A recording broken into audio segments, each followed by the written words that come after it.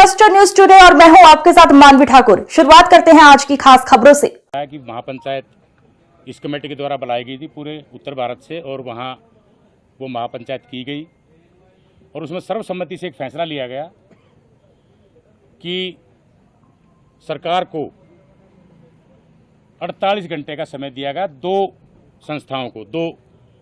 संस्थाएं मीन्स एक हरियाणा सरकार और एक चंडीगढ़ प्रशासन, क्योंकि ये दोनों अधिकारी हरियाणा सरकार के थे जिसके कारण उनकी डेथ हुई और जो इसके जिम्मेदार थे वो हरियाणा सरकार का केस था और हरियाणा सरकार उसमें कोई कार्रवाई अभी तक नहीं कर रही थी। हालांकि लगातार यहाँ सरकार के और परिवार की बातें होती रही।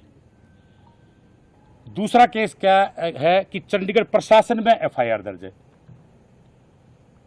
तो चंडीगढ़ प्रशासन में एफआईआर दर्ज है, कार्रवाई पुलिस की किसने करनी है? चंडीगढ़ प्रशासन ने।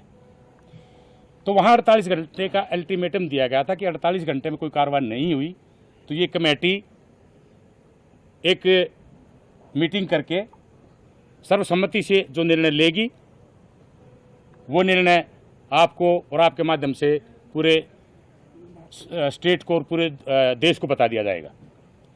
आज हमने 4 बजे वो कमेटी की मीटिंग सेक्टर 20 के भगवान वाल्मीकि 24 के भगवान वाल्मीकि मंदिर में की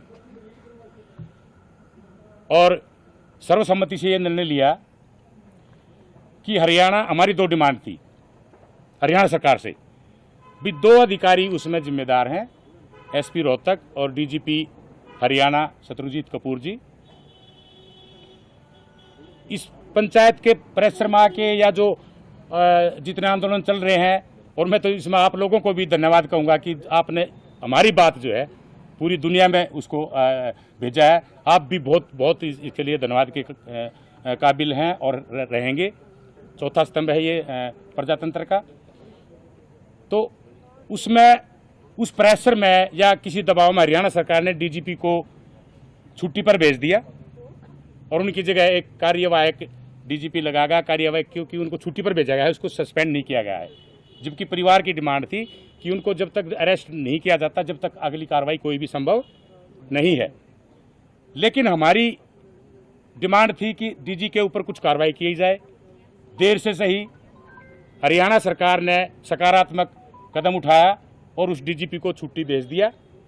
इसके लिए हमें एक तरफा बात नहीं करनी चाहिए। हरियाणा सरकार ने जो कदम उठाया है हम उसकी भी सराहना करते हैं कि उन्होंने कुछ तो कदम उठाया और उसको वहाँ छुट्टी पर भेज दिया और दूसरे डीजीपी को वहाँ लगाया गया। और रोहतक के एसपी पर पहले ही कार्रवाई हो चुकी थी।